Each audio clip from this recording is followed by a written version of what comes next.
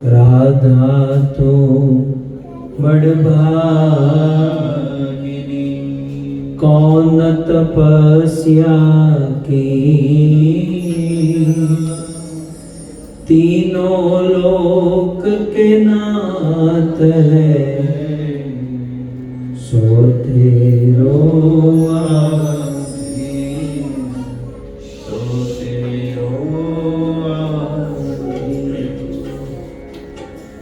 जय राधा माधव कुंज बिहारी, जय राधा माधव कुंज बिहारी, जय राधा माधव कुंज बिहारी, जय राधा माधव कुंज बिहारी, जय राधा माधव कुंज बिहारी, जय राधा माधव कुंज बिहारी, जय राधा माधव कुंज बिहारी, जय राधा माधव कुंज बिहारी, गोपी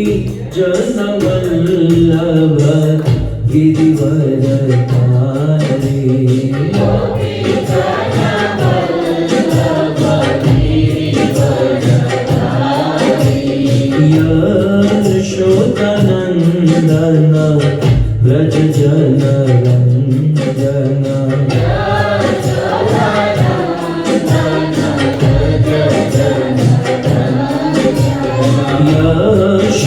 यशोदानंदन व्रज जन रंजन,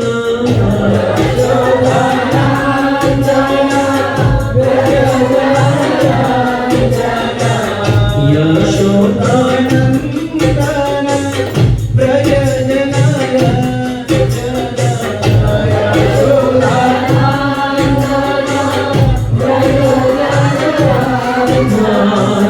यमुना तीर वनचारी,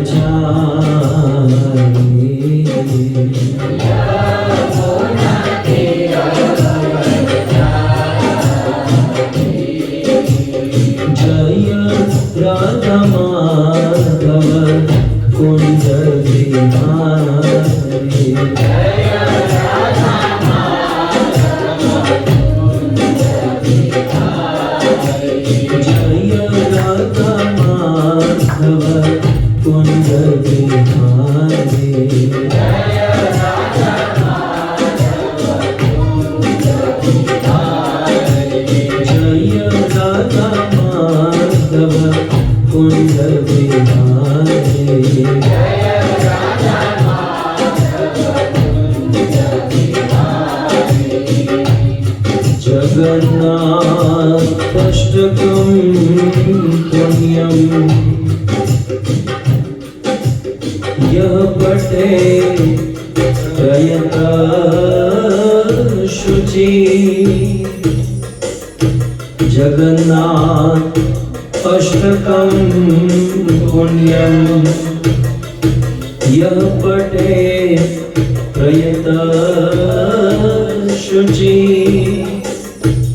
सर्व पाप विशुद्धात्मा, सर्व पाप विशुद्धात्मा, विष्णु लोकं स गच्छति, विष्णु लोकं स गच्छति,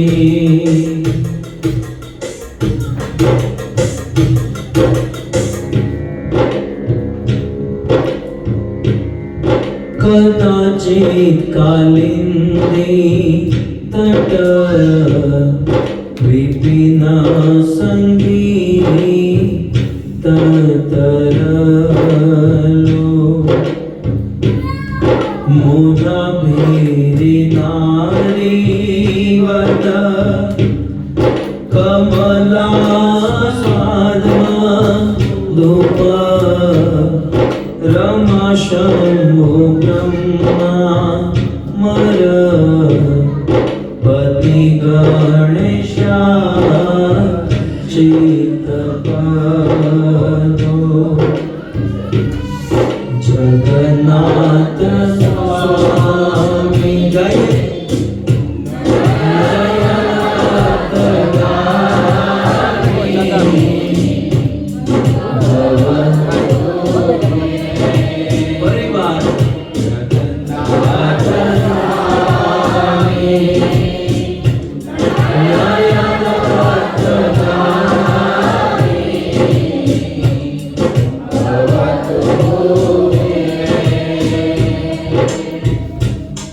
भुजे सव्ये वेणुं शिरसि शिखि पीठं कटितटे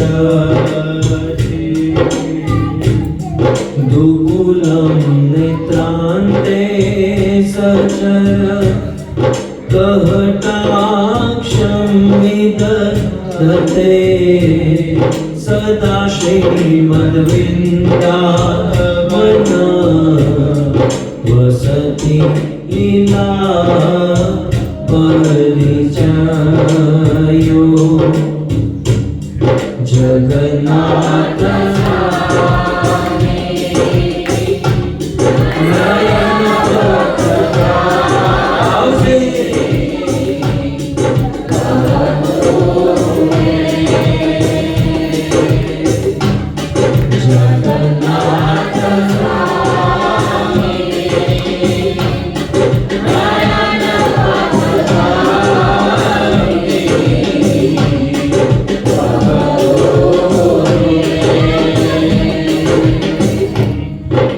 महामोदे तीरे कनक रुचिरे नील शिखरे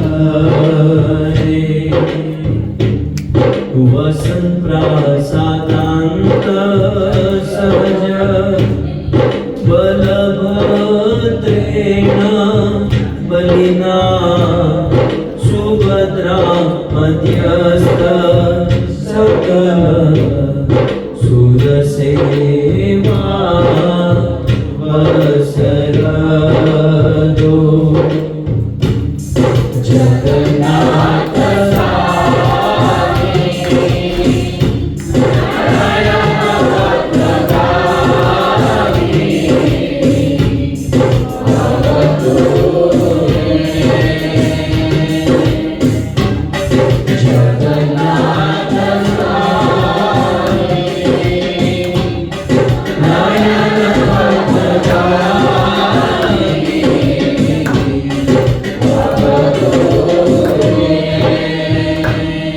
कृपा पारवार सजल जलद श्रेणी रुचिरो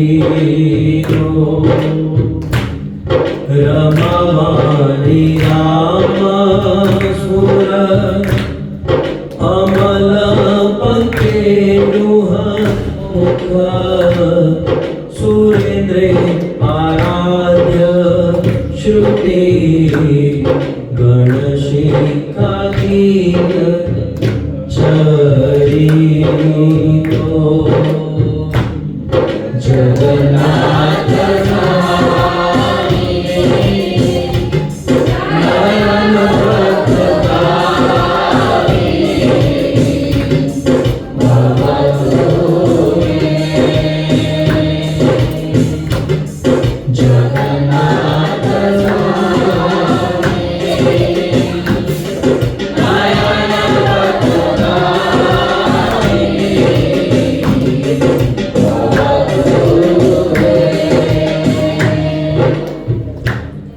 रतारूढो गच्छन् पथे मिलित हृदे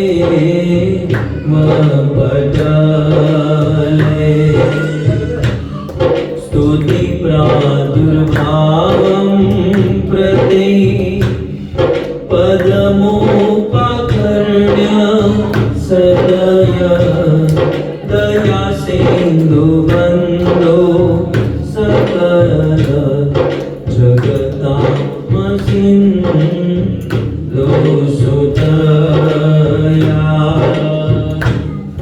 जगन्नाथ नयन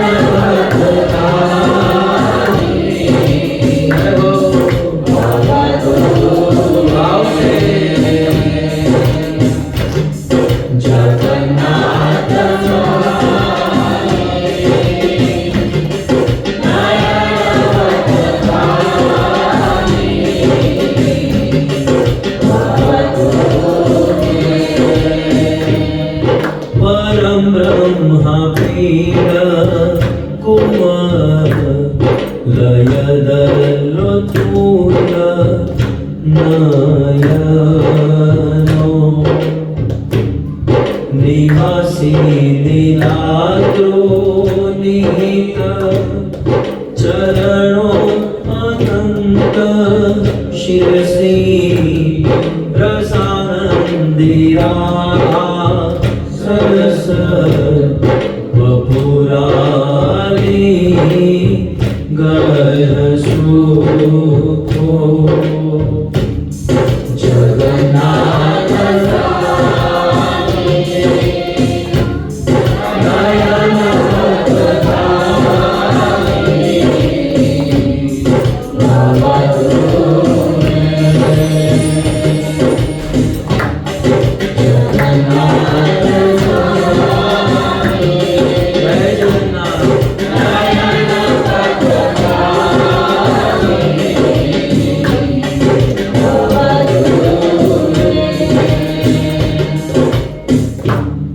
नव्याचे राज्यं न च कनक माणिक्यविभवम्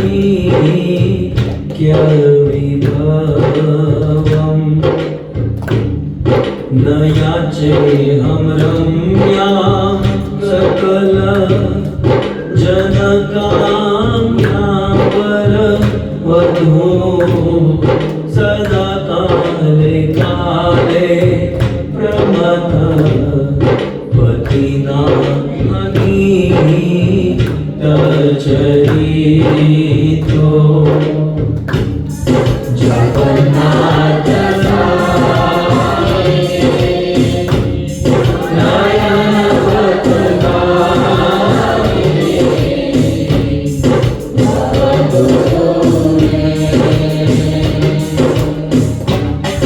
जगन्नाथ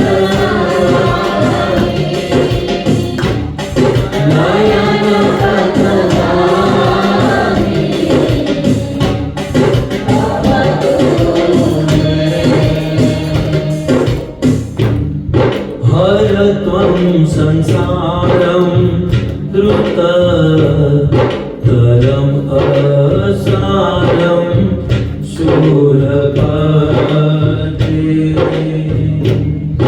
हर त्वं पापानां विदतिम् अपराम यादौ पते अहो दीने नादे निहित चरणो निश्चितमिदं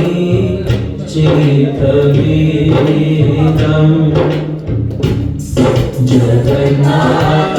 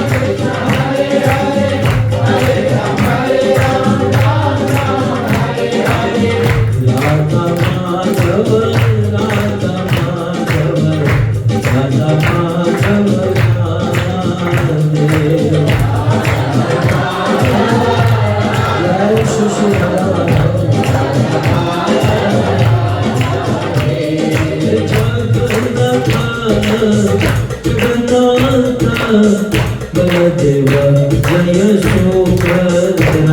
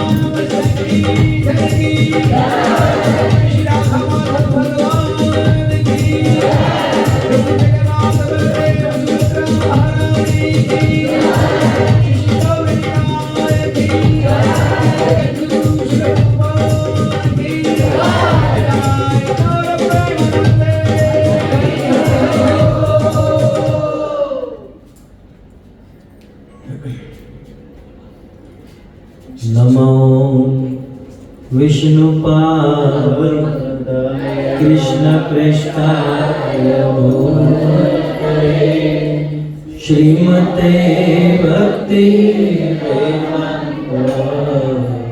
स्वामी इति नामिने नमस्ते सरस्वते देवे गौरवाणी निर्विशेष शून्यवादी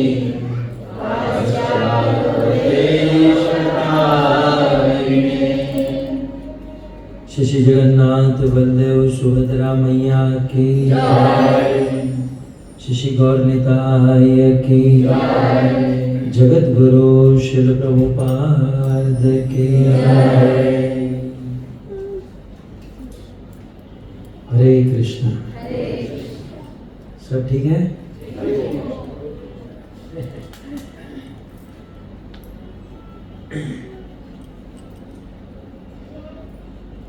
अब बच्चे की आवाज आएगी तो मेरी आवाज नहीं आएगी। जी आपको पहले बोल देना चाहिए, यहाँ नहीं, निकलने से पहले।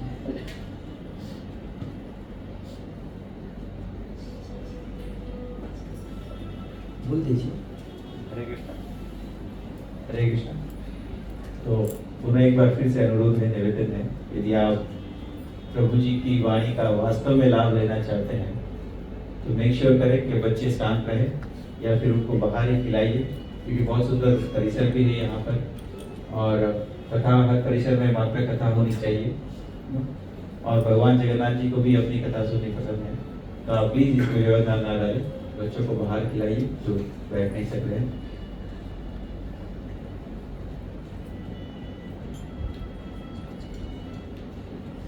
हरे कृष्णा।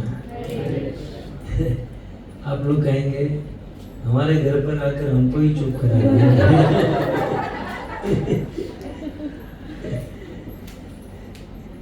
अपनी गली में कुत्ता भी शेर होता है तो हमारी गली में आकर शेर होता है।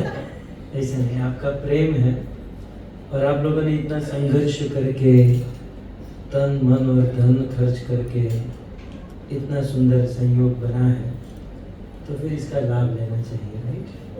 और कुछ नहीं है। हमारा क्या है, हम तो आधा घंटा बोल के चले जाएंगे, लेकिन हम चाहते हैं कि जितना भी टाइम हमारे पास है उतना टाइम 100% हम जिस कार्य के लिए आए हैं उसमें दें, ठीक है? परम सौभाग्य है आप लोग।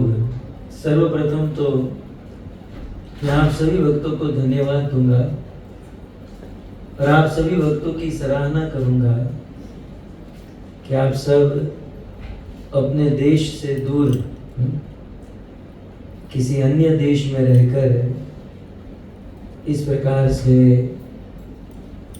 भगवत भक्ति कर रहे हैं। सो ये बहुत बड़े सौभाग्य की बात है और बहुत सराहनीय बात है। श्री प्रभुपाद जी कहते हैं कि अनुकूलता में तो हर कोई भजन कर सकता है। यदि आप वृंदावन में हो, मायापुर में हो, तब तो भजन नहीं भी करना होगा तो लोग करा लेंगे, है ना? जैसे वृंदावन में आपको नहीं भी बोलना है तो सब राधे राधे बोलते हैं। रिक्शा वाला भी राधे राधे, दुकान वाला भी राधे राधे, गाली भी देते हैं तो दांत दबा कर राधे राधे। तो नहीं भी बोलना है तो। लेकिन जिस देश में आप लोग रहते हो, इस देश में रहकर भजन करना ये अपने आप में एक बहुत बड़ी बात है। श्री प्रभुपाद जी ऐसा कहते हैं कि अनुकूलता में तो हर कोई भजन कर सकते हैं, परंतु प्रतिकूलता में जो भजन करता है वो सराहनीय है और उसे कम थोड़ा भजन करने का बहुत ज्यादा फल मिलता है, बहुत अधिक फल मिलता है, राइट? कुछ लोग प्रतिकूलता में 64 माला 128 माला जाप करते हैं, अनुकूल अवस्था है तो उनको उतना फल नहीं है। लेकिन आपकी तरफ प्रतिकूल अवस्था में रहकर 2-5 माला कर लेना, 16 माला कर लेना, उससे भी अधिक फलदायी है। जैसे मुझे प्रभु जी कह रहे थे कि मंदिर भी अलाउ नहीं है, ऑफिस में हम लोग बैठे हैं, सो हम जो कार्यक्रम कर रहे हैं, ये बहुत अच्छी बात है। ये बात कहें, लगभग 100-150 लोग बैठे होंगे, लेकिन इस देश में ऐसी परिस्थिति में 150 भक्त जो है ना, वो 1500 नहीं 1.5 लाख के बराबर है। संख्या का कोई विषय नहीं है। मुझे कवि की पंक्ति याद आती है, फिर तो वो फिल्मों में भी आ गई। लेकिन वो कहते हैं कि लहरों के साथ हर कोई तैर सकता है, जमाने के साथ, समय के साथ, लहरों के साथ हर कोई तैर सकता है, लेकिन सच्चा वीर वो है जो लहर को चीरकर आगे बढ़ता है। आप सब सच्चे वीर हैं जो यहाँ की लहरों को चीर कर आगे बढ़ रहे हैं, है ना? और मेरा परम सौभाग्य है कि मुझे यहाँ पर वाणी से आप लोगों की कुछ सेवा करने का अवसर प्राप्त हुआ है। पता नहीं अब कैसी सेवा कर पाऊंगा। मेरी हिंदी समझ में आती है? क्लियर आती है? तो अच्छी बात है, क्योंकि लगभग मुझे लग रहा है कि आप सब बंगाल से हैं, राइट? उल्लू ध्वनि से ही समझ में आ गया कि या तो बांग्लादेश से हैं, बंगाल से हैं, लगभग ऐसे।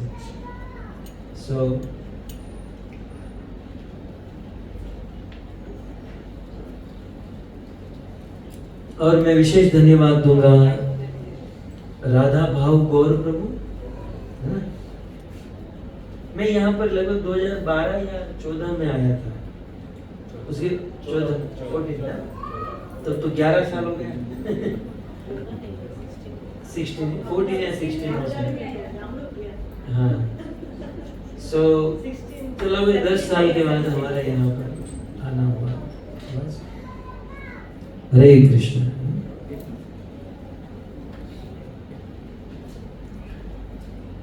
लगभग 10 साल के बाद आना हुआ।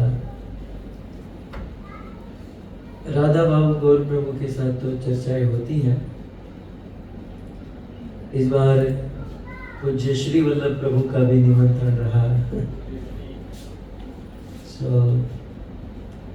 ये सब महान भक्तों की मानता है कि हम जैसे छोटे लोगों को इस प्रकार से सेवा में लगाते हैं, कथा कीर्तन में, प्रभु भजन में मन को लगाने का प्रयास करते हैं। बच्चा बेटा सीधा बैठिए। आपको हिंदी समझ में आता है? सुनिए, फिर मैं क्वेश्चन पूछूंगा, ओके? तो आपकी मम्मी के पास चले जाओ, जाना है तो नहीं, अकेले बैठना है। हरे कृष्णा कृष्णा कृष्णा हरे हरे, हरे राम राम राम हरे हरे। सो आइए, जगन्नाथ रथ यात्रा का पावन अवसर है। कल यहाँ पर दो जगह पर रथ यात्रा का भव्य उत्सव है और आज का यह दिन आदिवास के रूप में हम सब लोग मना रहे हैं। सो आज जगन्नाथ रथ यात्रा का आदिवास समझिए और उस उपलक्ष्य में हम लोग यहाँ पर एकत्रित हुए हैं। जगन्नाथ रथ यात्रा आदिवास का अर्थ है जगन्नाथ रथ यात्रा की तैयारी। इसे आने वाले दिनों में बहुत सारे कार्यक्रम हैं, आप सब लोग रहेंगे ना, तो इसमें हम बहुत कुछ सुनेंगे। जगन्नाथ जी की महिमा, जगन्नाथ रथ यात्रा की महिमा, ये सब कुछ आगे हम लोग सुनेंगे। लेकिन आज विशेष रूप से आज के दिन श्री चैतन्य महाप्रभु की एक लीला हुई थी, हम उस पर कथा सुनेंगे। और वह लीला है गुडीचा मंदिर मार्जनम लीला। ठीक है? कुछ लोग गुंडीचा कहते हैं, कुछ लोग गुडीचा कहते हैं, आपको जो भी अच्छा लगे, आप स्वतंत्र हैं। और मुझे कहा भी गया है कि आप आज गुडीचा मंदिर मार्जन के विषय में कहिए, तो ये ठीक रहेगा? ठीक है, चलेगा ना?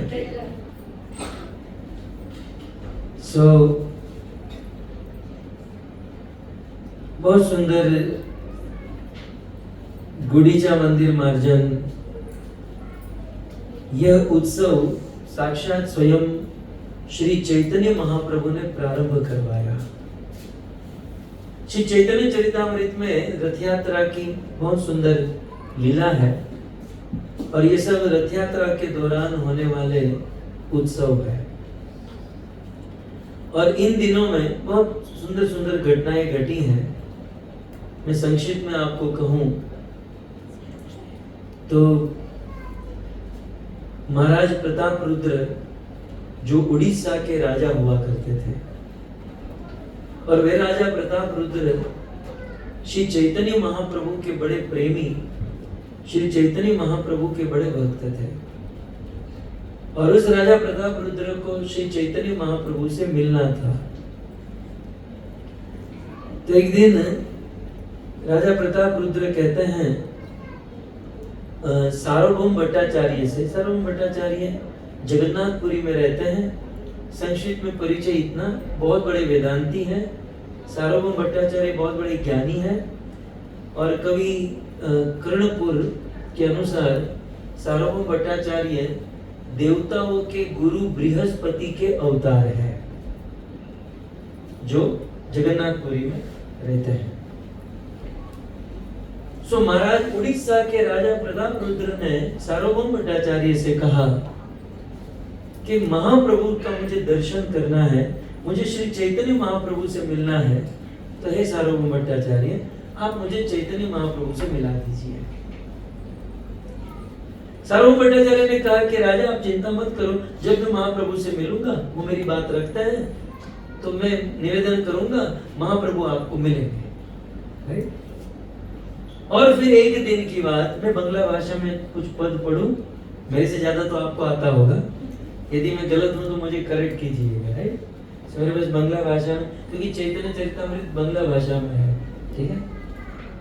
सो वे कहते हैं, आर दिन सार्वभौम कहे प्रभु स्थाने, आर दिन सार्वभौम कहे प्रभु स्थाने, अभय दान देह तबे करी निवेदन। कितना सुंदर पद है। आर दिन, एक दिन सार्वभौम भट्टाचार्य ने प्रभु स्थाने माने श्री चैतन्य महाप्रभु के स्थाने, श्री चैतन्य महाप्रभु के पास एक दिन सार्वभौम भट्टाचार्य का मिलना हुआ और कुछ दिन पहले राजा ने कहा था मेरी बात कीजिएगा।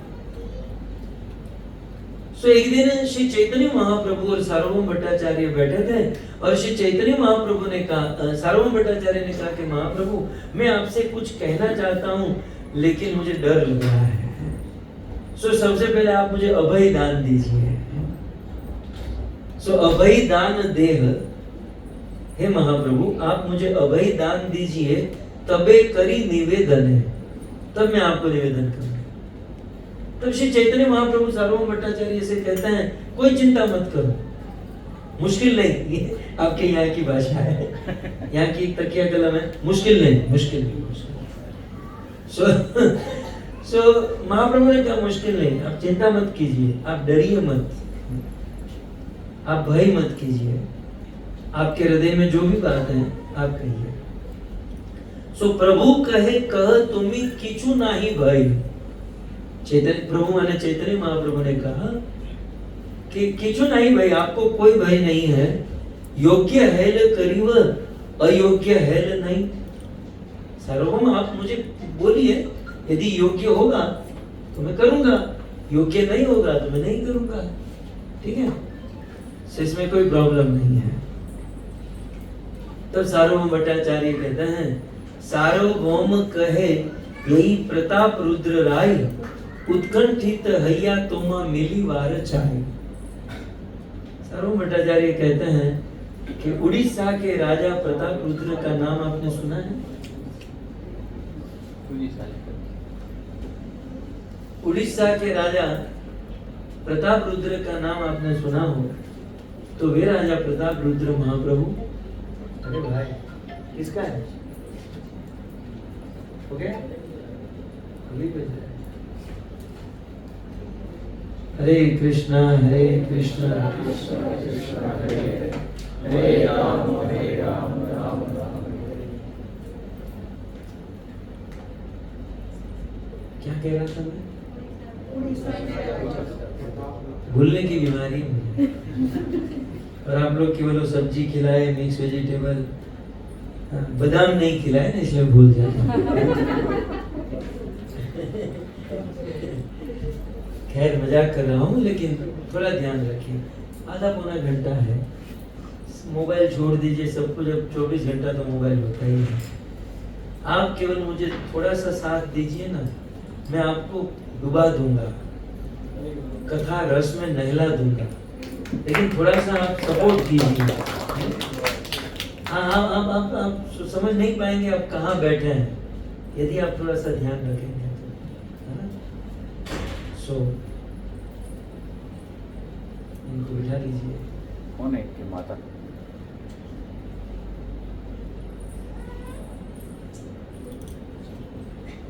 हरे कृष्णा कृष्णा कृष्णा हरे हरे राम राम राम हरे हरे। सो सार्वभौम भट्टाचार्य ने कहा कि महाप्रभु, उड़ीसा के राजा प्रताप रुद्र आपसे मिलना चाहते हैं, तो आप राजा प्रताप रुद्र से मिल लीजिए। जैसे ही उस राजा का नाम सुना श्री चैतन्य महाप्रभु ने, तो कविराज गोस्वामी लिखते हैं, कर्णे हस्त प्रभु, महाप्रभु ने अपने कानों पर हाथ रख लिया और सार्वभौम भट्टाचार्य को कहा कि मैं उस राजा से मिलने की बात तो दूर रही, मैं उस राजा का नाम भी सुनना नहीं चाहता। राजा से मिलने की बात तो दूर रही, मैं उस राजा का नाम भी सुनना नहीं चाहता। तब सार्वभौम भट्टाचार्य ने कहा कि राजा से इतनी दुश्मनी क्यों है आपको, प्रॉब्लम क्या है आपकी? तब महाप्रभु कहते हैं कि मैं सन्यासी हूं, मैं सन्यासी हूं, और सन्यासी विरक्त अमार राज दर्शन स्त्री दर्शन सम विशेर भक्षण। किसी सन्यासी के लिए राजा का दर्शन, स्त्री का दर्शन, ये विष भक्षण के समान है। सो मेरे जैसे सन्यासी को ऐसे धनी लोगों से मिलना, राजाओं से मिलना, इसमें बहुत बड़ा रिस्क है। हो सकता है मेरा वैराग्य टूट जाए, मैं किसी प्रलोभन में फंस जाऊं। इसलिए मैं उस राजा से मिलने की बात तो दूर रही, मैं उस राजा का नाम भी सुनना नहीं चाहता। और फिर चैतन्य महाप्रभु ने एक बहुत सुंदर सिद्धांत कहा। वे सार्वभौम भट्टाचार्य को श्लोक कहते हैं, निष्किंचनस्य भगवत भजन उन्मुखस्य। जो निष्किंचन होकर, निष्काम होकर भगवान की भक्ति के उन्मुख होना चाहते हैं या प्रभु से प्रेम करना चाहते हैं, और पारम परम जिगी मिशो भव सागरस्य, और इस भवसागर को पारम परम पार करना चाहते हैं, भगवान से शुद्ध प्रेम करना चाहते हो या इस भवसागर को पार करना चाहते हो, तो संदर्शनम, तो कहते हैं कि किसी राजा का, धनिक का, स्त्री का, सन्यासी के लिए इन सब का दर्शन हा हंत विष भक्षणो अपि असाधु। ये सब का दर्शन विष भक्षण के समान है। मानो कहा जाए कि ये सब दर्शन हम जैसे कच्चे घड़े के लिए ठीक है, साधुओं के लिए क्या है? बोले अपि असाधु। साधु है तो क्या हो गया? साधुओं के लिए भी ऐसे लोगों से मिलना या ऐसे लोगों का दर्शन साधुओं के लिए भी विष भक्षण के समान है।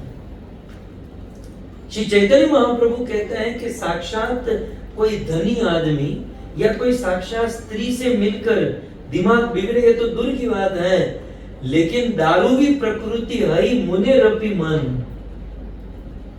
साक्षात स्त्री छोड़ो, स्त्री की कोई मूर्ति को भी कोई देख ले, फोटो को भी देख ले, तो बड़े बड़े मुनियों का मन पिघल सकता है। इसलिए महाप्रभु कहते हैं हा हंत विष भक्षणों अपि असाधु। पुराणों में एक कथा है, टाइम है आपके पास? है? एक बार क्या हुआ, आप सब जानते ना, ये सारे पुराण वेद व्यास जी ने बोले। 4 वेद, 18 पुराण, 108 उपनिषद, 6 शास्त्र, ये सब कुछ व्यास देव बोले और गणेश जी ने उसे लिखा। राइट? वेद व्यास जी ने कहा, गणेश जी ने लिखा। और उस बीच में एक ऋषि थे जिसका नाम था जैमिनी ऋषि। क्या नाम था? और वो क्या करते? एडिट करते थे। एडिटर भी होते हैं ना, कोई ग्रंथ लिखते हैं ना, तो उसमें कंपाइल करने वाले अलग होते हैं, प्रिंटिंग वाले अलग होते हैं, और बीच में एक काम होता है एडिटर, एडिट करने वाले। और रील बनाने वाले को तो सबको पता ही है कि सीधी रील नहीं बनती ना, पहले शूट होती है, फिर एडिट होती है, फिर रील बनती है। सो वेदव्यास जी शास्त्र के श्लोक बोलते थे, गणेश जी लिखते थे, लेकिन उस बीच में जैमिनी ऋषि क्या करते थे? एडिट करते थे। अब वेदव्यास जी शास्त्र बोल रहे हैं, ग्रंथ बोल रहे हैं, संस्कृत श्लोक बोल रहे हैं, और बोलते बोलते कहा कि किसी भी व्यक्ति को एकांत में किसी स्त्री का संग नहीं करना चाहिए। ओके, फिर वो श्लोक में आगे कहते हैं किसी पुरुष को एकांत में अपनी बहन या अपनी माता के साथ भी नहीं बैठना चाहिए। बोले ओके, वो जो एडिट करने वाले ओके। लेकिन अब वेदव्यास जी ने कहा कि किसी साधु को भी किसी भी स्त्री के साथ एकांत में नहीं बैठना चाहिए। गणेश जी लिखने वाले थे, तब तो वो एडिट करने वाले कौन थे? जैमिनी ऋषि। उन्होंने कहा रुको रुको रुको रुको, दुनिया के साधारण लोग यदि किसी स्त्री का एकांत में संग करे तो उसका दिमाग बिगड़ सकता है, प्रॉब्लम हो सकती है। लेकिन हम साधु लोग इतने वैरागी है, जंगलों में रहते हैं, हम लोग किसी स्त्री के साथ बैठे और हमारा मन पिघल जाए, तो वेदव्यास जी आप ये गलत बोल रहे हो। साधु संतों को तो छूट होनी चाहिए, साधु संतों का तो अपने माइंड पर कंट्रोल होता है, राइट? तो उनके विषय में आप ये लिखाना हमको ठीक नहीं लग रहा है। वेदव्यास जी ने कहा देखो जैमिनी ऋषि, आप एडिटर हो और वैसे भी शाम का समय हो चुका है, हमको विराम ही लेना है, तो इस पॉइंट को पेंडिंग रख देते हैं। कल सुबह फ्रेश मूड में आप कहिएगा, आपको योग्य लगे तो लिख देना, ना योग्य लगे तो मत लिखना। अभी के लिए इसको छोड़ देते हैं, राइट? वेदव्यास जी अपने घर पर चले गए, गणेश जी अपने घर पर, और जैमिनी ऋषि अपनी कुटिया में चले गए। अपनी कुटिया में गए और रात को जाकर सो गए, और रात को अचानक सी वर्षा होने लगी, भयंकर बारिश हुई, और रात को 12 बजे किसी ने उनका दरवाजा खटखटाया। अंदर से बोले कौन? बोले मैं एक स्त्री हूँ, यहाँ से जा रही थी, अचानक बारिश हुई, मुझे आश्रय चाहिए। अंदर जैमिनी ऋषि ने कहा देखो आश्रय किसी और को खोजो, ये तो साधु की कुटिया है। स्त्री ने कहा साधु की कुटिया है इसलिए तो आपके पास आई हूँ, हम जैसे लोगों का सहारा साधु नहीं देंगे तो कौन देंगे? साधु हमारी रक्षा नहीं करेंगे तो कौन करेंगे? उनकी बात सुनकर जैमिनी ऋषि ने दरवाजा खोला, और वो स्त्री पानी से बिल्कुल भीगी हुई थी। उनका दृश्य कुछ ऐसा था। स्त्री ने कहा आप मुझे एक रात्रि के लिए आश्रय दे दीजिए, कल सुबह मैं चली जाऊंगी। जैमिनी ऋषि ने कहा ठीक है, तुम अंदर सो, दरवाजा बंद कर दो, मैं बाहर सो जाऊंगा। और देखो मन का कोई ठिकाना नहीं, यदि मैं दरवाजा खटखटाऊं फिर भी खोलना मत, कल सुबह फिर तुम चली जाना। वो स्त्री अंदर जाकर सो गई, जैमिनी ऋषि बाहर छत के नीचे सो गए। 12 बजे वो स्त्री अंदर जाकर सोई, लेकिन 2-5 मिनट स्त्री के साथ जो वार्तालाप हुआ, उनको देखा, उनका दर्शन किया, जैमिनी के दिमाग में वो स्त्री बैठ गई। उनके स्वप्न देखने लगे, और रात को 12 बजे खड़े होकर दरवाजा खटखटाए, वो स्त्री दरवाजा खोलो। स्त्री ने कहा मैं नहीं खोलूंगी। मैं कह रहा हूँ घर का मालिक हूँ, दरवाजा खोलो। बोले आप ही ने तो मना किया था कि आप खटखटाओगे फिर भी नहीं खोलना है, मैं नहीं खोलूंगी। अरे भाई मेरा घर है और तुम मेरा दरवाजा नहीं खोल रहे हो। स्त्री ने दरवाजा नहीं खोला तो जैमिनी ऋषि पीछे से छत पर चढ़कर छप्पर फाड़ कर अंदर आ गए, और अंदर आकर सीधा प्रपोज किया कि देखो मैं आपसे शादी करना चाहता हूं। स्त्री ने कहा कि देखो शादी करने में मुझे कोई प्रॉब्लम नहीं है, लेकिन मैं जिस परिवार में रहती हूँ ना, तो हमारे कुल परिवार में एक नियम है कि शादी करने वाला जो दूल्हा है वो घोड़ा बने, और दुल्हन उस घोड़े के ऊपर बैठे और उस कुटिया की 7 परिक्रमा करे, तो फिर मैं आपसे शादी कर सकती हूँ। जैमिनी ऋषि ने सोचा कि रात को 12 बजे 2 बजे कौन देखने वाला है, घोड़ा बन गए और कहा बैठ जाओ मेरे पीठ पर। और उस कुटिया का 1 चक्कर, 2 चक्कर, 3 और 7वां चक्कर मारा, और जैमिनी कहते हैं अब नीचे उतरो, अब शादी करेंगे। जैसे ही स्त्री उसके पीठ से नीचे उतरी और जैमिनी ने देखा तो और कोई नहीं, वेदव्यास ऋषि खड़े थे। वेदव्यास ऋषि स्त्री का रूप लेकर आए थे।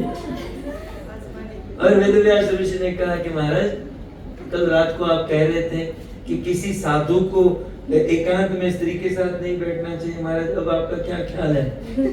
बोले अभी वो ग्रंथ लाइए, मैं अभी लिख देता हूँ।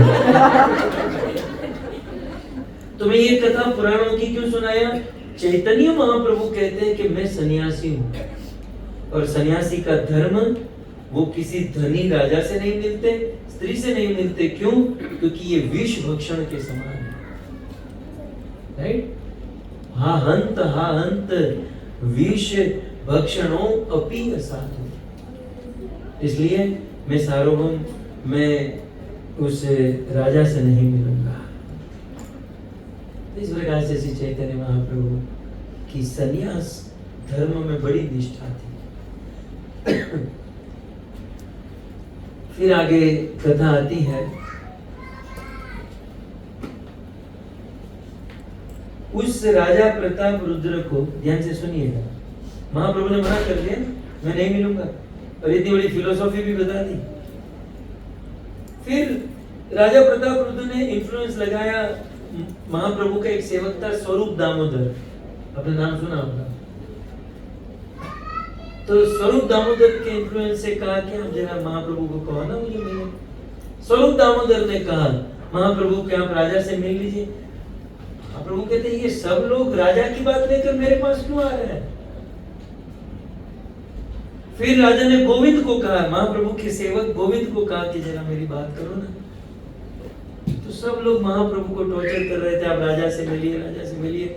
अब श्री चैतन्य महाप्रभु ने कह दिया कि आज के बाद मेरे सामने उस राजा की बात कोई करेगा तो मैं आप सबको छोड़कर, मैं जगन्नाथपुरी छोड़कर चला जाऊंगा, उसका नाम सुनना नहीं चाहता। आप समझ सकते हैं कि महाप्रभु उस राजा का नाम भी सुनना नहीं चाहते थे, उस राजा को देखना नहीं चाहते थे, राइट?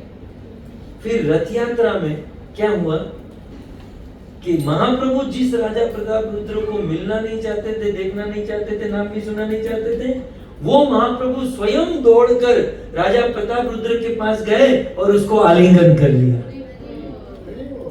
क्यों? उसके बीच में एक स्टोरी है, एक कथा है कि यदि हम चाहते हैं कि भगवान हमारा आलिंगन करे, यदि हम चाहते हैं कि भगवान हमारा स्वीकार करे, तो हम भक्तों को एक चीज का ध्यान रखना चाहिए, और वो चीज कौन सी जानते हैं? वो चीज है भगवान की भक्ति करने से शायद भगवान हमें आलिंगन नहीं देंगे, शायद भगवान हमें स्वीकार नहीं करेंगे, परंतु भगवान के भक्तों की भक्ति करेंगे, महाप्रभु दौड़कर अपना आलिंगन प्रदान करेंगे, महाप्रभु तुरंत हमें स्वीकार करेंगे। भगवान की भक्ति से शायद भगवान दूर बढ़ जाएंगे, लेकिन भगवान के भक्तों की भक्ति, और इसका प्रमाण ये रथ यात्रा का उत्सव है।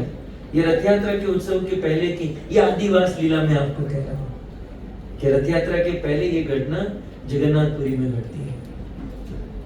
सो क्या हुआ, अब रथ यात्रा का समय आया जगन्नाथपुरी में, और रथ यात्रा के समय में जगन्नाथपुरी में बंगाल से, उड़ीसा से, अलग अलग प्रांत से सब लोग आते थे और कुछ दिन जगन्नाथपुरी में रहते थे, रथ यात्रा उत्सव करते, महाप्रभु से मिलते और फिर सब लोग अपने अपने स्थान पर चले जाते। तो अनेकों भक्त आते थे, उनमें से एक भक्त कटक, आपने नाम सुना होगा, कटक, महाराज प्रताप रुद्र की उड़ीसा की राजधानी हुआ करती थी कटक, और कटक से महाराज प्रताप रुद्र के मंत्री, जिसका नाम था रामानंद राय, ओके, जिसे हम राय रामानंद कहते हैं, सो वे कटक से राजा प्रताप रुद्र के मंत्री थे रामानंद राय, और वे जगन्नाथपुरी में आए। जैसे ही जगन्नाथपुरी में आए, अब देखो आप लोग जगन्नाथपुरी गए हो तो बाय रोड कटक से आप आओगे और फिर आपको गंभीरा में जाना है, गंभीरा मंदिर आपको शायद पता है, तो आप कटक से आते हो और गंभीरा जाना है, तो पहले जगन्नाथ का मंदिर आएगा और फिर गंभीरा आएगा, राइट? तो रामानंद राय जब आ रहे थे तो पहले जगन्नाथ जी का मंदिर था और फिर महाप्रभु के रहने का स्थान था। तो ये जगन्नाथ मंदिर रास्ते में था, फिर भी वो जगन्नाथ मंदिर में नहीं गए, सीधे चैतन्य महाप्रभु के पास चले गए। और रामानंद राय ने चैतन्य महाप्रभु को मिलकर दंडवत किया। महाप्रभु कहते हैं रामानंद तुम कब आए? बोले अभी अभी आया। अरे तुम अभी अभी आए तो जगन्नाथ जी का दर्शन करके आए? बोले दर्शन नहीं किए।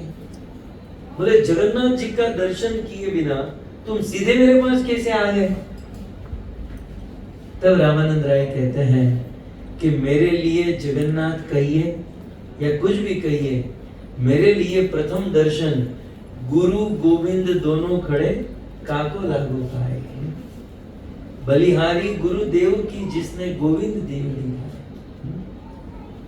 मेरे लिए जगन्नाथ जगन्नाथ तब है जब आप जैसे गुरु ने मुझे जगन्नाथ जी को समझाया, मुझे जगन्नाथ जी को दिखाया, मुझे जगन्नाथ जी में श्रद्धा उत्पन्न करवाई।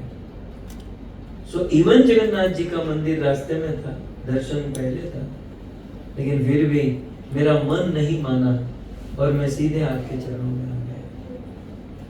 महाप्रभु रामानंद राय को कहते हैं, ध्यान से सुनिए, कितने दिन रुकोगे? बोले मैं यहाँ 1 महीना रुकूंगा। कितना? 1 महीना। महाप्रभु ने कहा मैं दक्षिण भारत की यात्रा में तुम्हारे पास आया था, गोदावरी के तट पर, तो मैंने देखा तुम तो बहुत बड़े बिजी थे, दिन में तो तुमको टाइम मिलता नहीं था, हम लोग रात को बैठते थे, तो तुम तो बहुत बिजी हो, राजा के मंत्री हो, इतना बिजी रहे तो तुम यहाँ कैसे आ गए? तुमको अपने राजा ने कैसे आने दिया? तो रामानंद राय क्या कहते हैं, मैं बंगला में पढ़ूं कि सीधा बोलिए? मैं थोड़ा पढ़ूं 1-2 पंक्ति। तो रामानंद राय कहते हैं कि आमी कहिल आमा हेते नाहई विषय,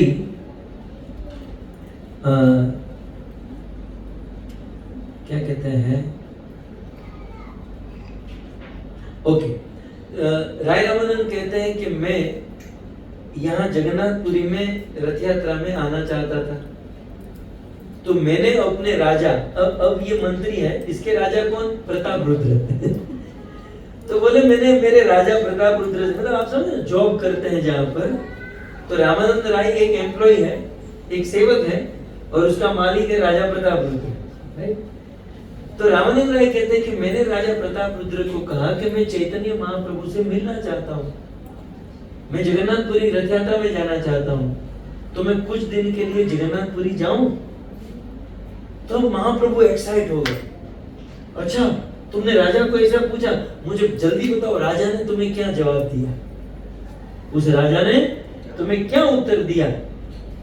तो कहते हैं राजा प्रताप रुद्र ने कहा, अच्छा तुम जगन्नाथपुरी महाप्रभु के पास जाना चाहते हो, तुम अब भी चले जाओ, तुम महाप्रभु के पास जाओगे, अभी चले जाओ। वैसे यदि कोई अपनी जॉब छोड़कर जाता है तो जितने दिन तक वो जॉब छोड़ता है उतने दिन उसको सैलरी नहीं मिलती है, राइट?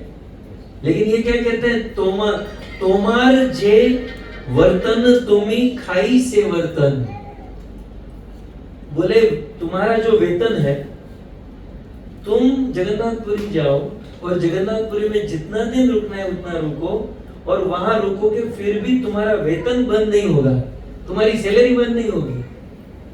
वैसे दूसरे लोग यदि काम छोड़कर जाते हैं तो उसकी सैलरी बंद हो जाती है, लेकिन तुम्हारी सैलरी बंद नहीं होगी, तुम खूब निश्चिंत होकर जाओ, महाप्रभु की सेवा करो, रथ यात्रा में भागो। अब सुनिए ध्यान से, बोले सच में राजा ने तुमको ऐसा कहा?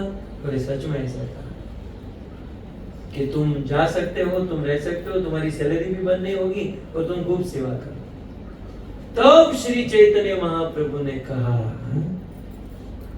कि राजा प्रताप, मतलब मन में सोचा राजा प्रताप रुद्र मुझे मिलना चाहता था, मेरे से बात करना चाहता था, और मुझे उसका नाम भी सुनना नहीं था, लेकिन राजा प्रताप रुद्र ने मेरी सेवा नहीं मेरे भक्त की सेवा की है, इसलिए अब मैं चलकर उनके पास जाऊंगा और उनको आलिंगन करूंगा। कितना बड़ा सिद्धांत है। राजा प्रताप रुद्र ने महाप्रभु के लिए बहुत सारी भेंट भेजी, सेवा भेजी, लेकिन महाप्रभु इतने प्रसन्न नहीं हुए। लेकिन जब प्रताप रुद्र ने किसी डिवोटी की सेवा की, किसी भक्त की सेवा की, महाप्रभु जिसका नाम सुनना नहीं चाहते थे उसके पास दौड़कर जाकर उनका आलिंगन की, उनका स्वीकार किया। सिद्धांत यह है, हम और आप क्या है ना, भगवान से तो प्रेम बहुत करते हैं, भगवान की आरती पूजा बहुत उतारते हैं, लेकिन भक्तों के साथ झगड़ा करते हैं, भक्तों से द्वेष करते हैं, भक्त की निंदा करते हैं, भक्तों का अपराध करते हैं। यह करने से भगवान कभी प्रसन्न नहीं होंगे। मैं तो कहूं एक बार भगवान से झगड़ा कर लीजिए, एक बार भगवान पर क्रोध कर लीजिए, एक बार आप भगवान से बने कि भगवान की सेवा नहीं करोगे तो चलेगा, लेकिन भगवान के भक्तों की सेवा कीजिए। भगवान के भक्त की सेवा करने से भगवान तुरंत प्राप्त होते हैं। तो शिव जी ने तो पार्वती को यहां तक कह दिया, पार्वती ने पूछा कि महादेव, मैं तो आज तक सोचती थी कि संसार में सुप्रीम महादेव आप ही है, आप ही सबके मालिक हैं, आप ही सबके ईश्वर हैं, लेकिन आप भी हरिनाम माला लेकर बैठे रहते हैं। मतलब महादेव आप चैंटिंग करते हैं, इसका अर्थ ये बनता है कि आपसे भी ऊपर कोई है। तो आप बता सकते हैं कि आपसे भी ऊपर सुप्रीम कौन है? तो पद्म पुराण में पार्वती ने जब ये पूछा तब महादेव कहते हैं कि देवी आराधना नाम अपि सर्वेशाम, इस दुनिया में तो 33 करोड़ देवी देवता और बहुत सारे स्वरूप हैं, लेकिन सर्वेशाम, इन सभी लोगों में सबसे बड़ी आराधना क्या है? पद्म पुराण महादेव के वचन, आराधना नाम अपि सर्वेशाम विष्णु आराधना परम। सबसे बड़ी आराधना किसकी है? विष्णु की। लेकिन ये आधा श्लोक है। उसके बाद फाइनली शिव जी क्या कहते हैं कि तस्मात् परतरम देवी, विष्णु से भी एक बड़ी आराधना है। विष्णु की आराधना सबसे उत्तम है, लेकिन विष्णु से भी एक उत्तम आराधना है, और वो क्या है? तदिया नाम समर्चनम। उस विष्णु के भक्तों की सेवा विष्णु की सेवा से भी बड़ी सेवा है, भगवान से भी बड़ी सेवा है भगवान के भक्तों की सेवा, है ना? कितना बड़ा प्रसंग है कि प्रताप रुद्र का नाम सुनकर महाप्रभु कहते थे अब नाम लिया तो मैं चला जाऊंगा, लेकिन जब सुना कि वो प्रताप रुद्र ने डिवोटी की सेवा की है, महाप्रभु सब कुछ छोड़ छाड़ कर उनको ग्रहण किया। इसलिए हमें भी भगवान की सेवा तो करें, लेकिन भक्तों की सेवा करें। ऋषभ देव भगवान का नाम सुना है? श्रीमद् भागवत जी में भगवान ऋषभ देव कहते हैं कि महत सेवा, महात्माओं की सेवा, संतों की सेवा मुक्ति का द्वार खोल देती है। महत सेवा द्वार आहु विमुक्ते, महात्माओं की सेवा मुक्ति का द्वार खोलती है, और संसार के संसारिक लोगों की सेवा नरक का द्वार खोल देती है। अब निर्णय हमें करना है कि हम किसकी सेवा करें। सो महात्माओं की सेवा। शबरी का नाम सुना है आपने, है ना? शबरी ने किसकी सेवा की थी?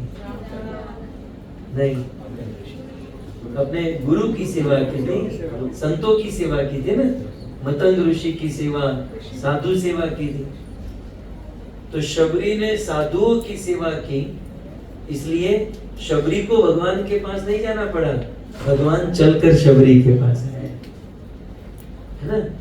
तो महाप्रभु ने जगन्नाथ जी की इस लीला में ये सिद्धांत प्रस्तुत किया कि हमें भक्तों की सेवा करनी चाहिए। फाइनली आपने गजेंद्र की कथा सुनी भागवत जी में? एक हाथी की कथा है, गजेंद्र, है ना? गजेंद्र और ग्राह, क्रोकोडाइल, मगरमच्छ का युद्ध हुआ, है ना? और घमासान युद्ध हुआ, और ग्राह उस हाथी को बीच सरोवर में लेकर गया, और हाथी डूबने ही वाला था, तब तक हाथी ने भगवान को पुकारा, और फिर भगवान गरुड़ के ऊपर सवार होकर वहां पर आए, सुदर्शन चक्र चढ़ाया, ग्राह का मस्तक काटा, ग्राह वैकुंठ में गया, और फिर कुछ देर के बाद गजेंद्र भी वैकुंठ में गया। सो भागवत जी में वर्णन है कि पहले ग्राह का उद्धार हुआ, वैकुंठ में गया, और बाद में गजेंद्र का उद्धार हुआ, वैकुंठ में गया। प्रश्न यह है कि भक्ति किसने की थी? गजेंद्र ने। भगवान को कौन पुकारा? परेशान कौन हुआ? पूर्व जन्मों में इंद्रदुम्न नाम का राजा स्तोत्रयाद कौन किया? गजेंद्र। सब कुछ किया गजेंद्र, लेकिन गजेंद्र के पहले ग्राह का उद्धार हो गया, न लेना न देना। हा? तो ग्राह ने क्या किया था? कुछ नहीं, गजेंद्र जैसे शुद्ध भक्त की शरण को पकड़ कर रखा था। भगवान के भक्तों की शरण में रहेंगे ना तो हमारा तुरंत उद्धार होगा। महाप्रभु ने अपनी लीला से हम सबको ये सिखाया, इसलिए हमें भगवान के भक्तों की सेवा करनी चाहिए। ठीक है, सो ये अच्छा ये हुआ। और आज स्नान यात्रा का दिन था, तो सारे भक्त स्नान यात्रा के लिए गए और स्नान यात्रा देखी प्रभु पाइल बड़ सुख। स्नान यात्रा आप जानते हैं ना, स्नान यात्रा पूर्णिमा के दिन होते हैं। पूर्णिमा के दिन स्नान यात्रा होती है। भगवान जगन्नाथ जी को अनेकों सरोवर कुंड के जल से स्नान कराया जाता है। तो इस स्नान यात्रा देखी पाइल बड़ सुख, ईश्वर अनवसरे पाइल महादुख। और स्नान यात्रा के बाद जगन्नाथ जी के दर्शन बंद हो जाते हैं, है ना, लगभग 10, 12, 15 दिन के लिए वो दर्शन बंद होता है। अच्छा, स्नान यात्रा के बाद जगन्नाथ जी के दर्शन बंद क्यों होते हैं? क्योंकि जगन्नाथ जी बहुत पानी से स्नान करते हैं, उनको सर्दी लग जाती है, तो सर्दी जुकाम के कारण फिर थोड़ा रेस्ट लेना पड़ता है। और दूसरा पॉइंट ये भी है कि कुछ दिन के बाद आषाढ़ द्वितीया के दिन रथ में बैठकर घर छोड़कर कुछ दिन गुंडीचा मंदिर जाना है, तो पत्नी को छोड़कर कुछ दिन बाहर रहना है, तो पत्नी को मनाना तो पड़ेगा। हाँ? तो पत्नी को क्वालिटी टाइम देने के लिए जगन्नाथ जी दर्शन बंद कर देते हैं। लेकिन जगन्नाथ जी का दर्शन बंद होता है तो चैतन्य महाप्रभु के हृदय में बड़ा कष्ट होता है कि मैं जगन्नाथ जी का दर्शन किए बिना कैसे जीऊंगा, मेरा जीवन कैसे बीतेगा। तो गोपी भावे प्रभु विरह विह्वल हैया। तो जैसे भगवान श्री कृष्ण गोपियों को छोड़कर मथुरा चले गए थे, ठीक उसी प्रकार श्री चैतन्य महाप्रभु स्नान यात्रा के बाद जो अनवसर होता है, उस अनवसर में चैतन्य महाप्रभु को बहुत विरह हुआ। और उस विरह में अब क्या करते हैं, तो प्रतिदिन श्री चैतन्य महाप्रभु अलारनाथ जाते, जगन्नाथपुरी के निकट। बहुत सुंदर भगवान का एक भगवान विष्णु का एक दर्शन, स्वयंभू प्रकट विग्रह है अलारनाथ, तो वे प्रतिदिन अलारनाथ जाते और उनका दर्शन करते। तो इस प्रकार से महाप्रभु यह 12-13 दिन तक ये करते हैं। और दूसरी ओर क्या हुआ, राजा प्रताप रुद्र ने अपने सेवक जिसका नाम था काशी मिश्र, क्या नाम था, काशी मिश्र, और पाड़ीछा पात्र उड़ीसा भाषा में जो मंदिर का विशेष सेवक होता है, जैसे यहाँ पर ये दिखाई दे रहा है स्पेशल, ये जो दो बैठे हैं ऐसा लगता है कि कोई स्पेशल मंदिर के सेवक है।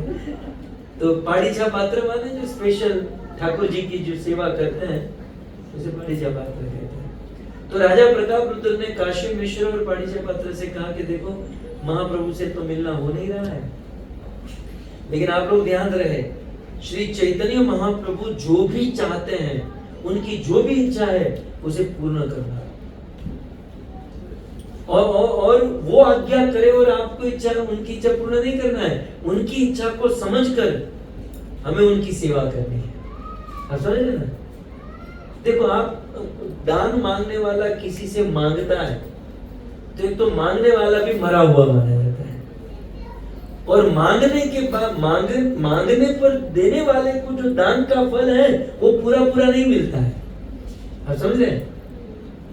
आप यदि दान करना चाहते हो ना, तो कोई मांगेगा उसकी आशा मत रखो। क्यों? क्योंकि मांगने पर दोगे तो दान का फल पूर्ण नहीं मिलेगा।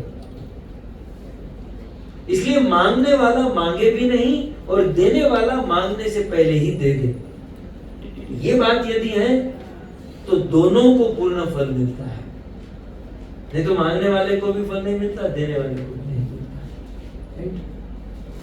राजा प्रताप रुद्र ये बात जानते थे, इसलिए काशी मिश्र और पाड़ीछा पात्र को क्या कहा, महाप्रभु को मांगने की जरूरत ना पड़े, उनकी भावना उनकी इच्छा को समझकर तुम उनकी सेवा करना। इस प्रकार से सब कुछ हो रहा था।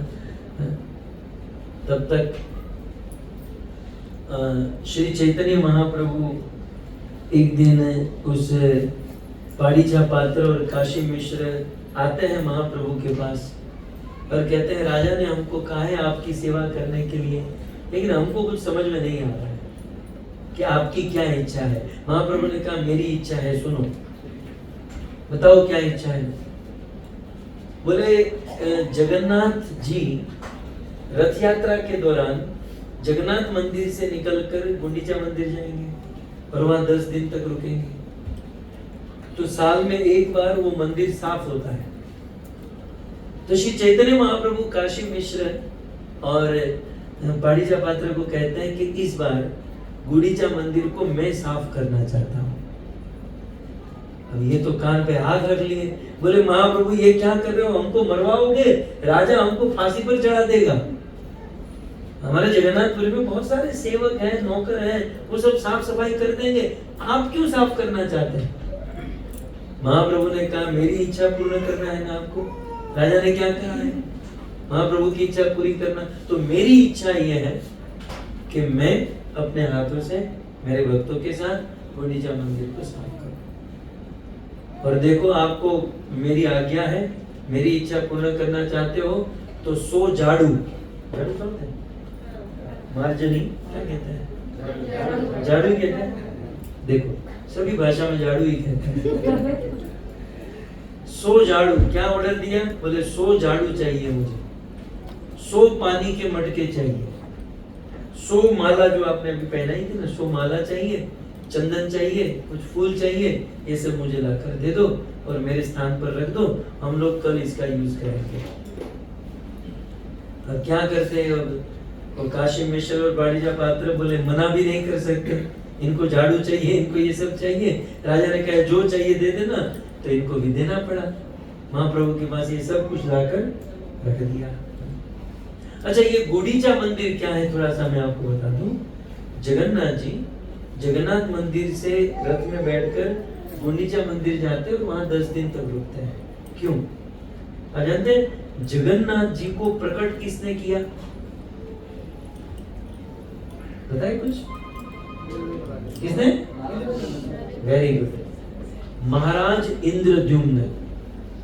हम लोग कल परसों जगन्नाथ जी की लीला ये सब सुनेंगे। जगन्नाथ जी के प्राकट्य के बहुत सारे कारण हैं। नारद मुनि भी एक कारण है और ब्रह्मा जी भी एक कारण है। सो अनेकों कारण हैं जगन्नाथ प्राकट्य के। लेकिन जगन्नाथ जी किसके पुत्र बनकर प्रकट हुए, जगन्नाथ जी को मूल रूप से किसने प्रकट किया, तो महाराज इंद्रद्युम्न और राजा इंद्रद्युम्न की पत्नी गुंडीचा, ये दोनों के माध्यम से जगन्नाथ जी प्रकट हुए। और जगन्नाथ जी प्रकट कहाँ हुए थे, गुंडीचा मंदिर में प्रकट हुए थे। जगन्नाथ जी का जन्म स्थान प्राकट्य स्थान गुंडीचा मंदिर है। तो जब ये गुंडीचा मंदिर में प्रकट हुए और फिर उनकी पेंटिंग और सब कुछ, उनका विग्रह बन रहा था और ये सब कुछ हो गया, तब जगन्नाथ जी ने कहा कि देखो मुझे लोगों का उद्धार करने के लिए मंदिर में रहना पड़ेगा। तब माता गुंडीचा बहुत दुखी हुई कि आप इस प्रकार से हमें छोड़कर मत जाइए। बोले नहीं मां मुझे जाना पड़ेगा, मुझे लोगों का उद्धार करना है, लेकिन मैं आपको वादा करता हूं कि मैं हर साल यहाँ पर आऊंगा। गुंडीचा कहती है वादा तो आपने यशोदा को भी किया था कि मैं परसों वापस आ जाऊंगा, कहकर गए थे परसों की और बीत गए बरसों, तो आप नहीं आए। तब जगन्नाथ जी कहते हैं कि वो द्वापर था, ये कलयुग है, वो कृष्ण थे, मैं जगन्नाथ हूँ, और मैं हर साल 10 दिन के लिए यहाँ पर आऊंगा माँ, ये मेरा वादा है। सो गुंडीचा मंदिर भाव की दृष्टि से भगवान का वृंदावन है और जगन्नाथ मंदिर भाव की दृष्टि से प्रभु की द्वारिका नगरी है। ऐश्वर्य सेवा, ऐश्वर्यमय भाव। सो जगन्नाथ मंदिर द्वारिका है और गुंडीचा वृंदावन है। और कहा कि मैं हर साल 10 दिन के लिए आऊंगा। और फिर तो गुंडीचा देवी की मृत्यु हो गई, इंद्रद्युम्न की मृत्यु हो गई और वो जो गुंडीचा उनका जो घर था वो मंदिर के रूप में बन गया। साल भर वो मंदिर बंद रहता है। जगन्नाथ जी साल में एक बार 10 दिन वहां विराजते हैं, इसलिए मंदिर को साफ करना पड़ता है। तो श्री चैतन्य महाप्रभु ने कहा कि वो मंदिर कौन साफ करेगा? हम करेंगे। महाप्रभु ने डिवोटी को नहीं कहा, डिवोटी जानते ही नहीं थे ये सब क्या है। महाप्रभु ने सारे डिवोटी को कहा जल्दी जल्दी सो जाओ, कल सुबह ब्रह्म मुहूर्त में जगना है। जी महाप्रभु, सब लोग सो गए। दूसरे दिन ब्रह्म मुहूर्त में जगे, स्नान करके सब लोग तैयार हुए। महाप्रभु ने जैसे यहाँ मुझे चंदन लगाया ना, तो महाप्रभु ने पहले तो सबको चंदन लगाया और फिर अपने हाथों से माला पहनाई। कुछ मेरे जैसे डिवोटी सोच रहे थे ये खिला पिला कर हलाल करने की बात तो नहीं है, महाप्रभु इतनी सेवा हमारी कर रहे हैं। तो सबके चंदन लगाया, सबको माला पहनाई और सबके हाथ में झाड़ू दे दिया। अभी भी डिवोटियों को समझ में नहीं आ रहा था, ये झाड़ू पकड़ा दिया हमारे हाथ में। बोले महाप्रभु कोई नई पार्टी शुरू की है यहाँ, जैसे भारत में केजरीवाल ने कर रखी है। भारत में केजरीवाल का सिंबल भी झाड़ू है ना। सो महाप्रभु ने कहा नहीं, सब लोग अपने हाथ में झाड़ू लीजिए और हम अपने हाथों से गुंडीचा मंदिर मार्जन करेंगे। श्री चैतन्य महाप्रभु सारे भक्तों को लेकर कीर्तन करते हुए गुंडीचा मंदिर गए और सबसे पहले भक्तों को कहा कि देखो झाड़ू सब लोग रख दीजिए, पहले अपने हाथों से जो बड़े बड़े कूड़े कचरे हैं अपने हाथों से सब बटोरिए। और सब लोग बटोरने लगे। और महाप्रभु ने कहा सबका जो ढेर है अलग अलग किया जाएगा और देखा जाएगा किसका ढेर बड़ा है। 80% डिवोटी सोच रहे थे कि महाप्रभु ये क्या करवा रहे हैं, जिसे हम लोग भी सोच रहे थे ये क्या है, ये सब मंदिर साफ करवा रहे हैं। अब मैं आपको कहूं, अनंत है भगवत गीता का 15वां अध्याय, आपको थोड़ा सा कुछ कभी पढ़ा है आपने? भगवत गीता का 15वां अध्याय जिसे पुरुषोत्तम योग कहते हैं। और पुरुषोत्तम योग के प्रारंभ में एक श्लोक है, ऊर्ध्व मूल अधः शाखा, राइट। ये श्लोक क्या कहता है, थोड़ा एग्जांपल दे दूं आपको। कभी नदी किनारे किसी सरोवर के तट पर कोई वृक्ष है, कोई पेड़ है, ट्री है, राइट, और उसका प्रतिबिंब, उसका रिफ्लेक्शन सरोवर में आता है, राइट।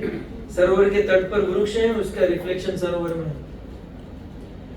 अब वृक्ष में जो डाली जितनी ऊपर होगी सरोवर में वो डाली उतनी नीचे होगी। इतना समझ में आ रहा है आपको?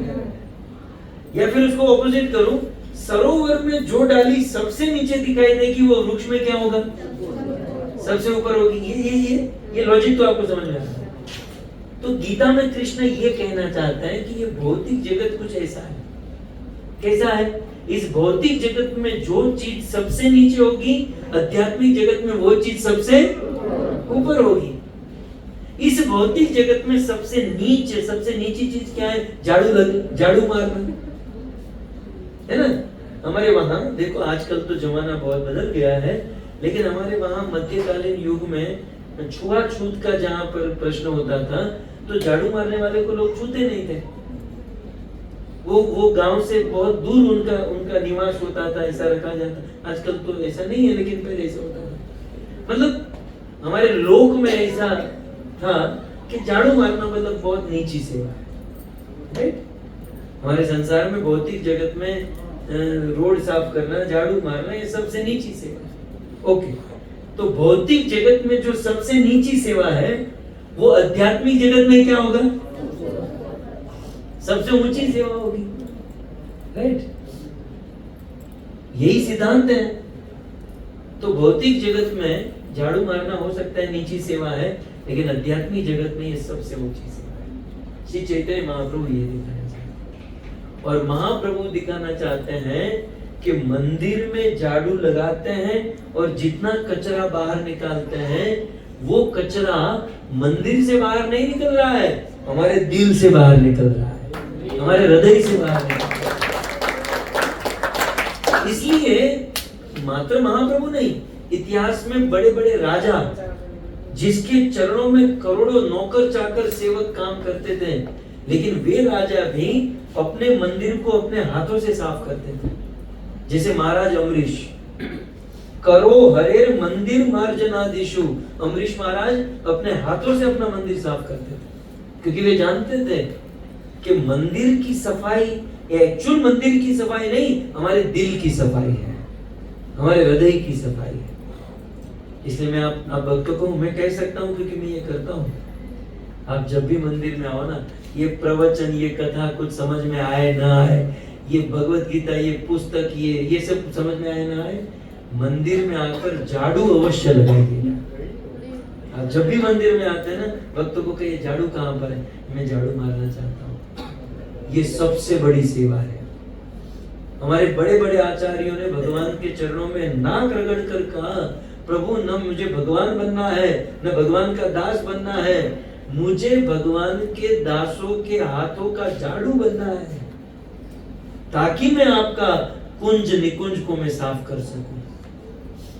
मार्जनीम स्यात्, मैं कब मार्जनीम इस प्रकार से ये झाड़ू लगाना, मंदिर मार्जन करना, ये बहुत बड़ी सेवा है।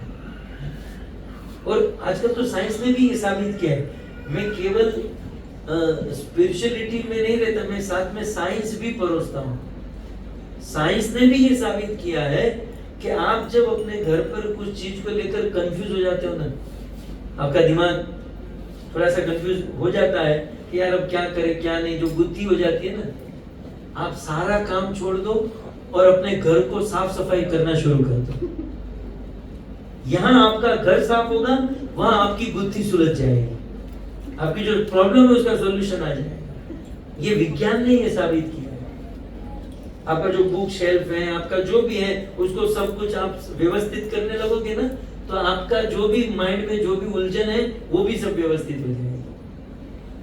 और स्पिरिचुअलिटी में तो इसकी बहुत बड़ी महिमा है, अध्यात्म में, है ना। सो महाप्रभु ने जाना, लेकिन अब क्या हुआ, महाप्रभु, अच्छा महाप्रभु किसी को कहे नहीं कि आप झाड़ू लगाओ। महाप्रभु के हाथ में झाड़ू था, सबके हाथ में झाड़ू था, महाप्रभु झाड़ू लगाने लगे और सब लोग महाप्रभु को देख रहे थे। अरे यार, ये महाप्रभु कर रहे तो हमको भी करना चाहिए। सो महाप्रभु ने हमें ये भी सिखाया कि देखो, हमारी वाणी का उतना प्रभाव नहीं पड़ता जितना हमारा आचरण का प्रभाव पड़ता है। समझ रहे? हमारे आचरण की आवाज इतनी तेज होती है कि वाणी दूसरों को सुनाई नहीं देती है, आचरण की आवाज तेज होती है। तो महाप्रभु ने अपने आचरण से सिखाया। झाड़ू मारते थे और कुछ लोग जो थे ना, श्रद्धा नहीं थी, वो कोने में जाकर ऐसे ऐसे झाड़ू को हाथ में लेकर ऐसे ऐसे करते थे। कोई झाड़ू नहीं लगा देता, दिखाने के लिए थोड़ा थोड़ा ऐसे ऐसे करते थे। लेकिन फिर भी महाप्रभु क्रोध नहीं करते थे। महाप्रभु की स्टाइल अद्भुत है। महाप्रभु उसके पास जाकर कहते, ओहो आप कितना अच्छा झाड़ू मार रहे हैं, आप एक काम कीजिए, आप दूसरों को सिखाइए झाड़ू मारना, ट्रेनिंग दीजिए, आप ट्यूटोरियल ट्रेनिंग क्लास शुरू कीजिए, आप दूसरों को सिखाइए। तो वो आदमी सोचता था धरती पड़ जाए तो अंदर समा जाऊं, मैं क्या करूं, इतनी लज्जा महसूस होती। और हमारा क्या है ना, कोई डिवोटी थोड़ा बहुत यहाँ वहाँ करता है, हम सीधे डांटते हैं, तू कुछ काम का नहीं है, तू फालतू है, तू ये है वो है, हम लोग ऐसा कहते हैं। लेकिन महाप्रभु बड़े प्रेम से डील करते थे। फिर वो भी खड़ा हो जाता था, वो भी झाड़ू मारने लगता। महाप्रभु ने कहा कि चलो अब हम सब लोग झाड़ू मारेंगे, कचरा का ढेर बनाएंगे, किसका बड़ा ढेर होता है उसको इनाम मिलेगा। तो सारे भक्त कंपटीशन में लग जाते थे, मैं ज्यादा ढेर बनाऊं, मैं ज्यादा करूं। कविराज गोस्वामी चैतन्य चरितामृत में लिखते हैं कि एक और सारे भक्तों का मिलाकर जितना ढेर होता था, उतना अकेले चैतन्य महाप्रभु का ढेर होता था। सारे भक्त मिलकर जितना कचरा निकालते थे, उतना अकेले महाप्रभु निकालते। और जब झाड़ू से बड़ा कचरा छोटा कचरा जब सब निकल गया, तब महाप्रभु ने कहा कि वो जो 100 मटके हैं, उस मटके से कुएं से पानी भर भर कर यहाँ पर लाओ और अब पानी से हम साफ करेंगे। तो श्री चैतन्य महाप्रभु पानी से साफ करने लगे। अब कुएं से जाना आना बहुत मुश्किल होता था, तो एक लाइन बनाई गई और फिर पास किया गया। कुएं से लेकर एक आदमी दूसरे को देता था, दूसरे तीसरे को, तीसरे चौथे को, और हरि बोल की ध्वनि चलती थी। अब उसमें क्या होता था, कुछ लोग बड़ी बुद्धिमानी करते थे। कुछ लोग महाप्रभु के हाथ में मटका पकड़ाते थे, महाप्रभु डालते थे, महाप्रभु ऐसे पानी डालने में बिजी होते थे, तो कुछ भक्त जानबूझकर मटके का पानी महाप्रभु के चरणों में डालते थे। और दूसरी ओर जो भक्त खड़ा होता था, महाप्रभु के चरणों से स्पर्श होकर पानी वहां से आता था, वो भक्त ऐसे करके पी जाते। बड़ी चालाकी होती थी। महाप्रभु की कृपा सब लोग ग्रहण कर रहे थे, तो महाप्रभु के साथ मार्जन भी चल रहा था, महाप्रभु के चरण का जल भी चल रहा था। लेकिन होता क्या है, जो चतुर डिवोटी होते हैं ना, वो लोग ये कर लेते हैं, लेकिन मेरे जैसे भोले भाले फंस जाते हैं। एक बेचारा भोला भाला आदमी आया और वो महाप्रभु के चरण में पानी डालकर पीने गया, महाप्रभु ने पकड़ लिया। महाप्रभु ने पकड़ा, तू कौन से ग्रुप का है पहले ये बता। वो अनंत देश का है, दामोदर देश का है, कौन से देश का है ये बता। बोले मैं स्वरूप दामोदर के ग्रुप का। है स्वरूप, तोर गोड़िया करे मोर फजेती, ये तेरा गोड़िया, ये तेरा मतलब वो स्वरूप दामोदर मतलब गौड़ देश का, बंगाल का, ये तेरा बंगाली जो है मेरी फजाती कर रहा है, मेरे चरणों में पानी डालकर पी रहा है। अब कविराज गोस्वामी वहां लिखते हैं कि महाप्रभु की ड्यूल पर्सनालिटी है ना, ड्यूल पर्सनालिटी है ना, मतलब ड्यूल सिटीजनशिप है महाप्रभु की। बाहर से डिवोटी है, अंदर से तो कृष्ण है, राधा कृष्ण में ही स्वरूप है, और बाहर से वो डिवोटी है। तो महाप्रभु एज अ डिवोटी डांट रहे थे कि ये ठीक नहीं है कि किसी भक्त के चरण जल किसी को देना ठीक नहीं है, लेकिन मने पाए संतोष। लेकिन महाप्रभु के मन में संतोष होता था, ये भक्त की श्रद्धा कितनी महान है कि लोग चरणों में पानी डालकर पीना चाहते हैं। तो इस प्रकार से महाप्रभु की सुंदर लीला वहां पर चली। और फिर जब पानी से साफ किया तो महाप्रभु ने अपना जो उत्तरीय था वो उत्तरीय निकाला और महाप्रभु अपने उत्तरीय से सब साफ करने लगे। मतलब प्रभु के मंदिर को साफ करने में महाप्रभु को इतनी गौरव बुद्धि होती थी कि अपना कुर्ता निकाल कर सब साफ करने लगे, अपना उत्तरीय निकाल कर साफ करने लगे। ये गौरव बुद्धि थी। तो हमें भी गौरव बुद्धि से इस प्रकार से भगवान की सेवा, प्रभु की सेवा में हमें लगना चाहिए।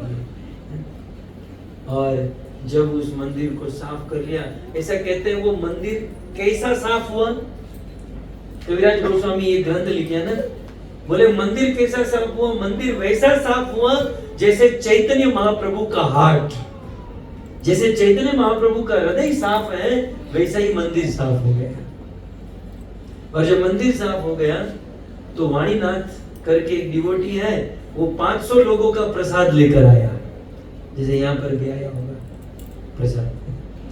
तो वाणीनाथ 500 लोगों का प्रसाद लेकर आया और श्री चैतन्य महाप्रभु सारे भक्तों के साथ सुबह से सब कुछ किया था, दोपहर हो गई, थके पके थे, और सारे डिवोटी कीर्तन की और कीर्तन के बाद महाप्रसाद लिए। और महाप्रभु सार्वभौम भट्टाचार्य, स्वरूप दामोदर सबके बीच में बैठकर महाप्रसाद ले रहे थे। तो मानो वैसे ही एहसास हो रहा था जैसे द्वापर लीला में कृष्ण गोप सखाओं के साथ गैया चराने के लिए जाते हैं और गैया चराते हुए श्री भगवान श्री कृष्ण सखाओं के साथ भोजन स्थली पर एक दूसरे के साथ भोजन करते हैं। तो इस प्रकार से सबने भोजन किया। अंत में एक चीज कह दूं, भोजन करते हुए सार्वभौम भट्टाचार्य महाप्रभु के बारे में क्या, सार्वभौम भट्टाचार्य कहते हैं, सार्वभौम कहे आमी तार्किक कुबुद्धि, तुम्हार प्रसाद आमार ये संपद सिद्धि। सार्वभौम भट्टाचार्य ने कहा कि महाप्रभु धन्य हुआ, आपने मुझ पर बहुत बड़ी कृपा की। मैं कैसा आदमी था और आपने मुझे कैसा बना दिया। हमें भी प्रभुपाद जी को कहना चाहिए, धन्य हो प्रभुपाद। यदि प्रभुपाद न होते, पूज्य जयपताका स्वामी महाराज ने लिखा ना, जयपताका स्वामी महाराज ने तो अपने भाव में लिखा कि यदि प्रभुपाद न होते, गुरु महाराज ने तो अपना लिखा, लेकिन हम लोग यदि अपना लिखे ना, यदि प्रभुपाद न होते तो हम कहाँ होते, डियर पार्क में होते, थिएटर में होते, कहाँ होते, हम कहाँ बैठे होते, किसी रेस्टोरेंट में बैठकर मौज मजा मार रहे होते। तो सार्वभौम भट्टाचार्य कहते हैं कि हे महाप्रभु, आपकी कृपा से। तब चैतन्य महाप्रभु बड़ी विनम्रता से कहते हैं कि नहीं नहीं, मैं कोई दयामय नहीं, आप महान हो। तब सार्वभौम भट्टाचार्य कहते हैं कि तार्किक श्रृंगार संगे भेऊ भेऊ करी। मैं तो श्रृंगार की तरह, वो सियार की तरह, लोमड़ी की तरह तार्किक लोगों के साथ भेऊ भेऊ कर रहा था, लेकिन जब आपसे मिला तब सिंह की तरह गर्जना करने लगा। हरि नाम और हरि कथा में मेरी रुचि हुई, भगवान में मेरा प्रेम हो गया। तो श्री चैतन्य महाप्रभु, ये सब आपकी कृपा है, आपकी दया है। इस प्रकार से गुड़ीचा मंदिर मार्जन किया, और मंदिर मार्जन करके दूसरी ओर भगवान जो अनवसर था, जगन्नाथ जी का दर्शन जो बंद था, वो दर्शन खुलने का समय हो गया। तो सारे भक्त फिर जगन्नाथ जी का दर्शन करने जाते हैं। जगन्नाथ जी का कैसा दर्शन है, किस प्रकार से दर्शन करते हैं, क्या क्या लीला होती है, कल दोपहर को जो प्रवचन है वहां पर हम लोग सुनेंगे और अपने जीवन को धन्य करेंगे। हरे कृष्ण।